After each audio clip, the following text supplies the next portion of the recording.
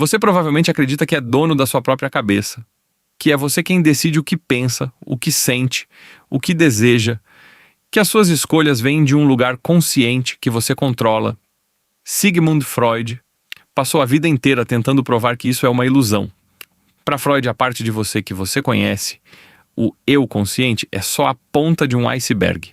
Embaixo dela existe um porão imenso e escuro, cheio de desejos, medos e memórias que você nem sabe que tem e que mesmo assim governam boa parte do que você faz. Ele chamou esse porão de inconsciente e disse que ele manda na sua vida muito mais do que a sua razão gostaria de admitir. Nesse vídeo eu vou te mostrar essa ideia que rachou a imagem que o ser humano tinha de si mesmo. Quem foi Freud? Sigmund Freud nasceu em 1856 e construiu a carreira em Viena, na virada do século, médico neurologista numa sociedade burguesa rígida, formal, em que falar de desejo era quase proibido.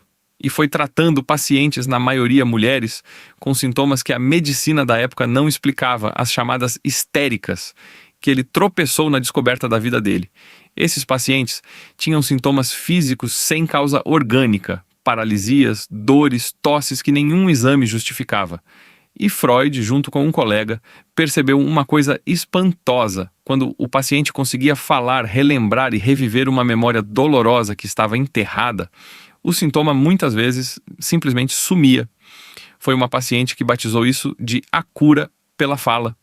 Estava plantada ali a semente da psicanálise, a ideia de que existe um conteúdo escondido na mente que adoece a pessoa por estar escondido e que pode ser curado quando vem à tona pela palavra.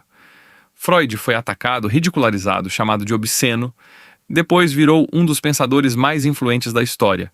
Era judeu e em 1938 teve que fugir dos nazistas para Londres, onde morreu no ano seguinte. Mas a ideia central dele já tinha mudado o Ocidente para sempre. O inconsciente. A grande virada de Freud é simples de enunciar e difícil de engolir. A maior parte da sua mente não é consciente. A consciência, aquilo que você percebe pensando agora, é a pontinha de cima. Embaixo está o inconsciente, e ele não é um depósito morto de coisas esquecidas. É vivo, é uma força, está o tempo todo empurrando. Como é que as coisas vão parar lá embaixo por um processo que Freud chamou de recalque?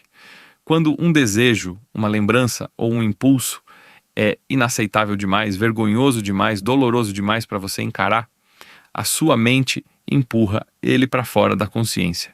Você não esquece de propósito, é uma defesa automática. O problema é que aquilo não desaparece. Continua lá com toda a energia, fazendo pressão para voltar.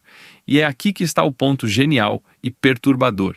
Esse material recalcado governa você sem que você perceba. Ele aparece nas suas escolhas, nas pessoas por quem você se apaixona, nas coisas que te irritam sem motivo aparente, nos padrões que você repete a vida inteira sem entender por quê. O inconsciente tem uma lógica própria, não conhece tempo, não conhece contradição e só quer uma coisa: satisfação.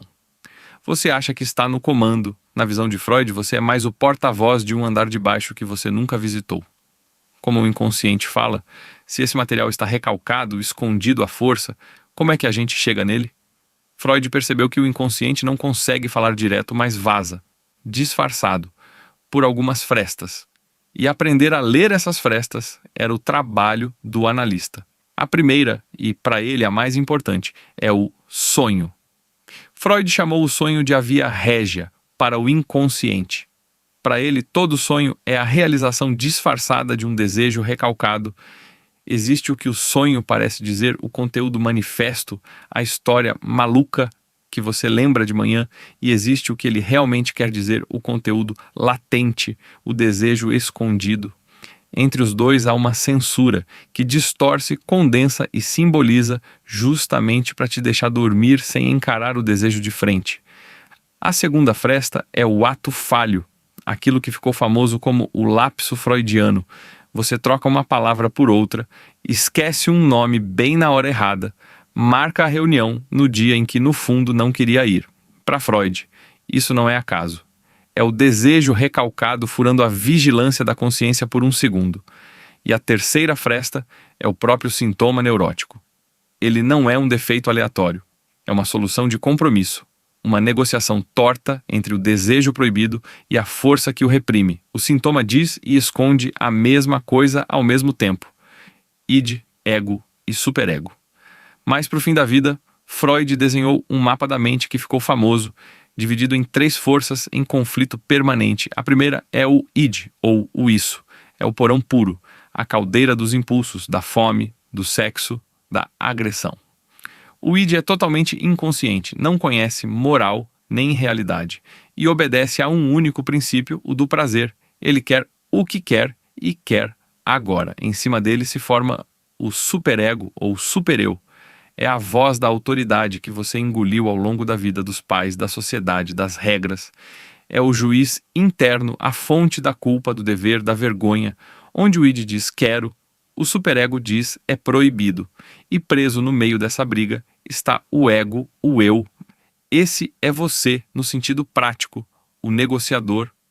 O ego obedece ao princípio de realidade e passa o dia inteiro tentando fazer um acordo impossível entre 3 patrões: os impulsos do id que empurram de baixo, as proibições do superego que cobram de cima e o mundo lá fora que impõe os próprios limites. Por isso, Freud dizia que o eu não é senhor na própria casa. Aquilo que você chama de você é só um diplomata cansado, administrando uma guerra que nunca termina. O que sobra de Freud? É justo dizer, muita coisa específica de Freud envelheceu mal.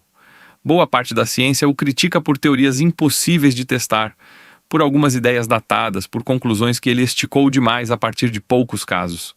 Se você procurar com quem discordar do Freud, vai achar gente séria, mas tem um núcleo que sobreviveu a tudo e que mudou o Ocidente para sempre. A ideia de que a infância molda quem você é, de que você não é transparente para si mesmo, de que o que você reprime não some, volta, de que muito do nosso sofrimento é conflito que a gente não enxerga. Antes de Freud, a loucura e a angústia eram defeito ou pecado. Depois dele, viraram algo a ser escutado, decifrado, falado. A terapia, o próprio hábito de olhar para dentro e perguntar por que eu faço isso, nasce em grande parte aqui. E os paralelos com hoje são diretos. Quando você diz que alguém tem um trauma, que repete o padrão dos pais, que cometeu um ato falho, você está falando freudês sem perceber o que fica. No fim, o presente desconfortável que Freud te dá é esse. Você não é transparente para você mesmo. A pessoa que você acha que é, com as suas razões bem explicadas para tudo, é a ponta do iceberg. E embaixo dela tem um andar inteiro decidindo coisas que depois a sua consciência sai correndo para justificar. Mas tem uma esperança escondida nisso, e é com ela que Freud resume o trabalho de uma vida. Onde havia o isso, deve advir o eu, quer dizer, tornar consciente um pouco daquilo que era escuro. Não para dominar o porão por completo, isso é impossível, mas para deixar de ser fantoche cego dele. Cada vez que você entende um motivo real por trás de um padrão seu, você toma de volta um pedacinho de você que estava no escuro. Se essa ideia te fez pensar, me conta nos comentários. Que padrão seu você desconfia que vem de um lugar que você não enxerga